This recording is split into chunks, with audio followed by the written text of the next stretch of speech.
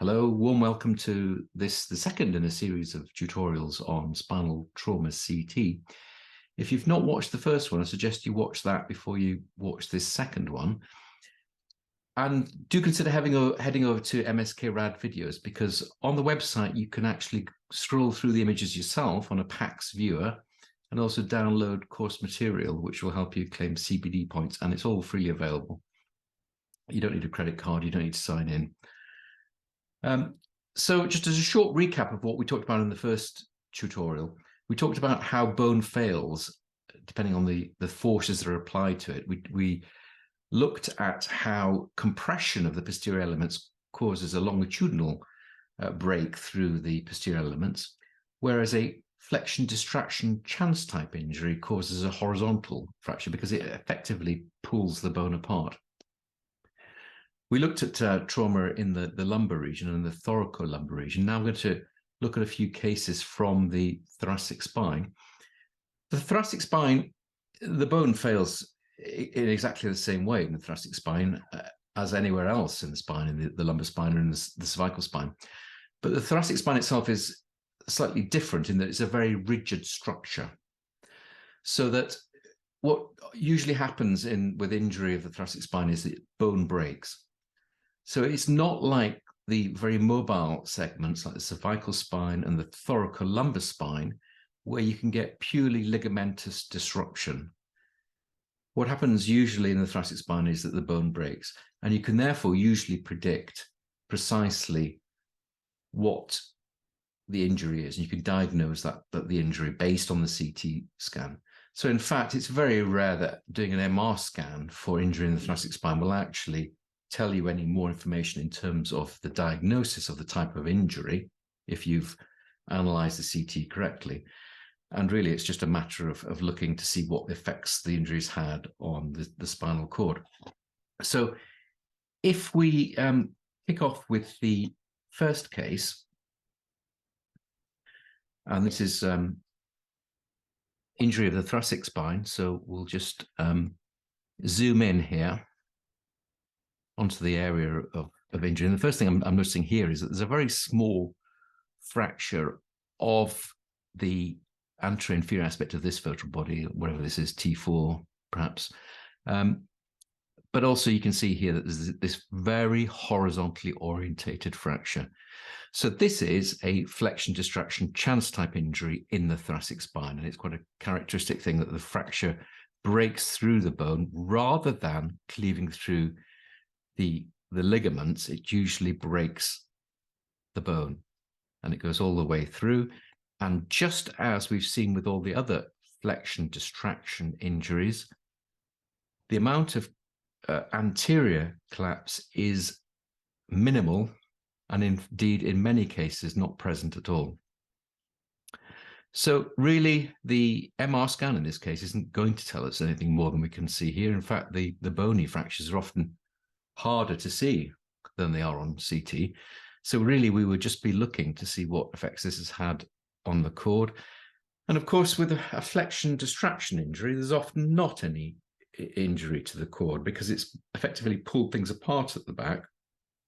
And the malalignment that you get, if there is malalignment, which there isn't here, the malalignment you get with a flexion distraction type injury is one of angulation rather than displacement. And that's an important factor when we get onto a different category of injury, which we'll get onto in a moment.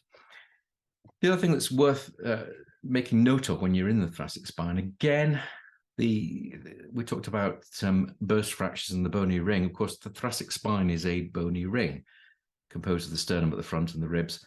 So it's always worth looking at the sternum and the ribs to see if they are involved as well, because that will help you, the surgeon, certainly predict the likelihood of progression of deformity with an unstable injury. Okay, let's move on to the next case.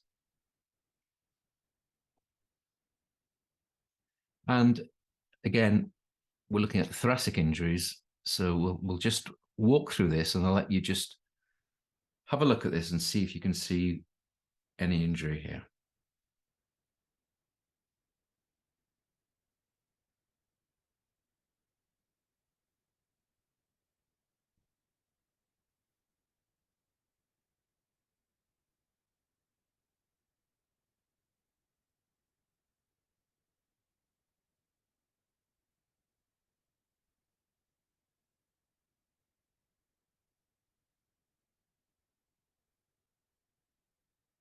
Okay, so what did you spot in this case? And of course, if you've been over to the website, you'll have had the advantage of being able to look at these cases yourself in at your own time. And what we can see here, I think, first off, is a horizontal fracture. I think the first thing that many people would notice would be the anterior compression fractures down here. And there are actually fractures at a number of levels. But the important thing here, I think, that to notice is that there's a horizontal fracture through the posterior elements. And the degree of vertebral body compression is minimal. The posterior wall is intact, and we've got a horizontal fracture. So again, this is a flexion distraction type of injury. Now, as I've said before, the fact that the posterior wall is not crushed down should be ringing alarm bells. Whenever you see anterior compression fractures with the posterior wall intact, that should be ringing alarm bells that you should be looking for a flexion distraction type injury.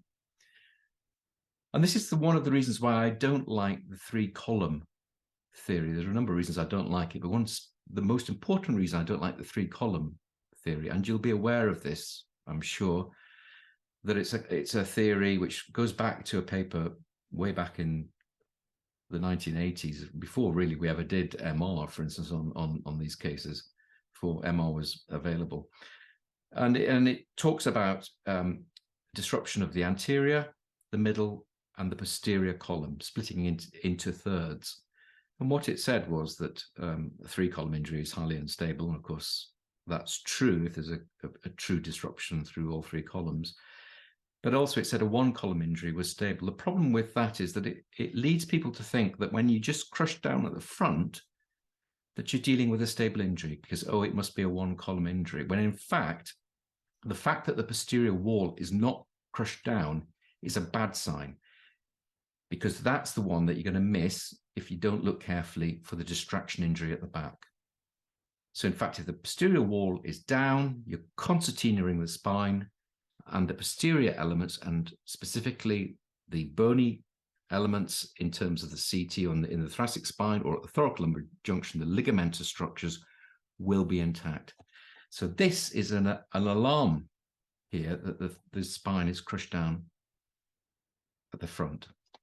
And here we see the horizontal fracture. But what we notice in this case is that it's over to one side, coming through into the top of the lamina, but then, and just a little flake off the top of the lamina here. But on the other side, it's not present. So if you see that it's asymmetrical and it's on one side, the next thing to do is to look at the coronal slices. And the coronal slices, there's something which many people overlook. We get them automatically in soft tissue windows, which sort of implies that we're not particularly interested in the bony elements, which is far from the truth when it comes to spinal trauma. We should be looking at these and really windowing them for the bones. And what you can see here now is that the spine is bent over to one side, with the crush, the anterior crush, being more on one side than the other. And this is a lateral flexion distraction injury. So the force has not only pushed the patient into flexion, but has pushed them to one side. So now, having made that observation, we're going to be looking very carefully for rib fractures on the left. We'll be looking for lung contusion, which is, there we go, there's the lung contusion.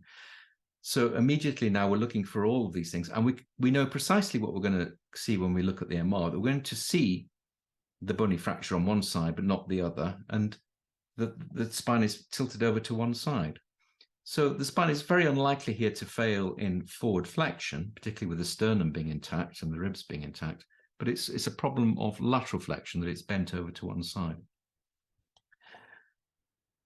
So the fact that the posterior wall is intact is usually a warning sign that you should be looking for a flexion distraction injury.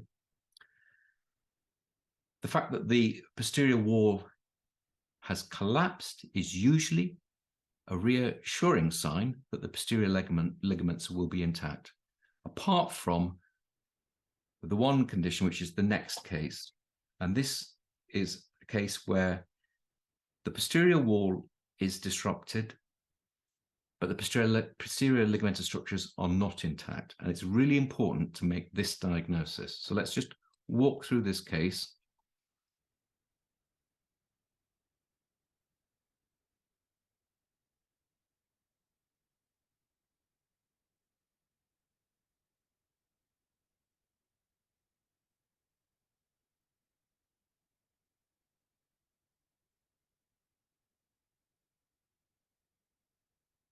So we can see, of course, this is the vertebra involved, that the posterior wall is disrupted.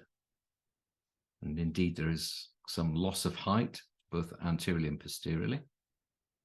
But I think the other thing that you'll notice is this oblique fracture through the posterior elements.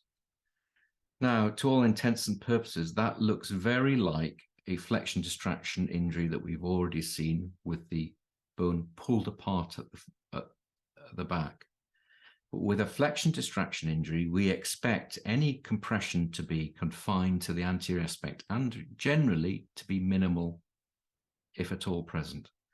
Whereas here we've disrupted the posterior wall.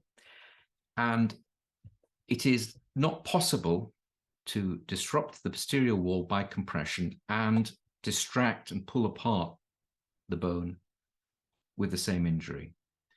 So this is not a flexion distraction injury, but this is an injury which we would term a shear injury. And what that means is that it's a more complex mechanism of injury. And you can think of it as the spine has gone like this and then it's been sheared. So what this is a fracture dislocation. And in fact, if we look at the fracture in the body, it does tend to have very much more a horizontal component to it. You can see where it's gone through here, and then it's gone up through here. And so those are the clues that there's a horizontal fracture through the vertebral body. The back wall is down, and yet there's a horizontal fracture through the posterior elements as well. But there's another very important sign, which is more evident on the coronal sequences, which is, and it's why it's so important to look at the coronal sequences in these cases. And that is that there is displacement. And as I've already said, with chance fractures with flexion distraction, you get a problem of angulation, but not displacement. With a fracture dislocation, you get a problem of displacement. So that if we look carefully at this here, and this is what I mean by displacement, I mean that the spine is coming down here, and then it carries on over here. So can you see how that spine is shifted over to one side like that? Now, any slight displacement you might get with a burst fracture is simply a matter of it settling down into the broken fragments. Because the ligaments are intact, you won't get the displacement. But you can see how the ligamentous structures can't be intact between here and here. And this is the most unstable form of injury. It's a fracture dislocation. What that means is that there is nothing which is connecting this part of the spine with this part of the spine.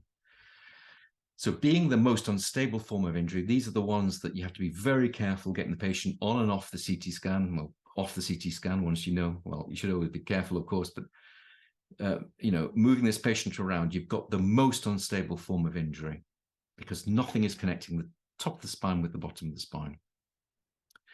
In a later tutorial, we'll look at fractures through the fused spine, which are also fracture dislocations, which also go all the way across the spine and is exactly the same thing.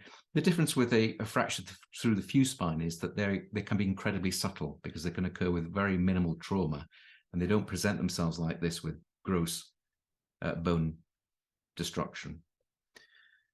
So there it is. I hope that was helpful. Do head over to MSK Rad videos where you can look at these cases yourself, and you can download the course material and get CPD points.